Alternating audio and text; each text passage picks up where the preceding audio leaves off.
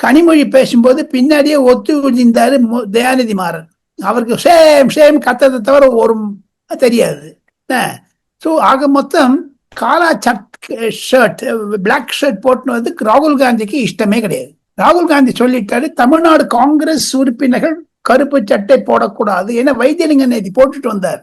அதை பார்த்த உடனே ராகுல் காந்தி கோவம் வந்தது. இன்னைக்கு எல்லாருமே எடுத்துட்டாங்க. நான் சில மீடியாக்கெல்லாம் நான் அனுப்புறேன் உங்களுக்கு.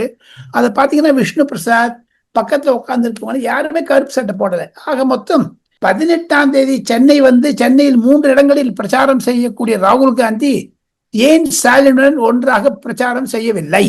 ஸ்டாலின் வரமாட்டார் என்று RS பாரதி சொல்லிவிட்டார். ஆக மொத்தம் ஸ்டாலினுக்கும் ராகுல் காந்திக்கும் இடையே ஒரு சச்சரவு இருக்கிறது. அதனுடைய வீழ்ச்சி தான் ராகுல் காந்தி கருப்பு சட்டை போயினா காங்கிரஸ் வந்து வெரி ஓல்டஸ்ட் பார்ட்டி. கருப்பு சட்டை துக்க நாளுக்கு போடுவோம்.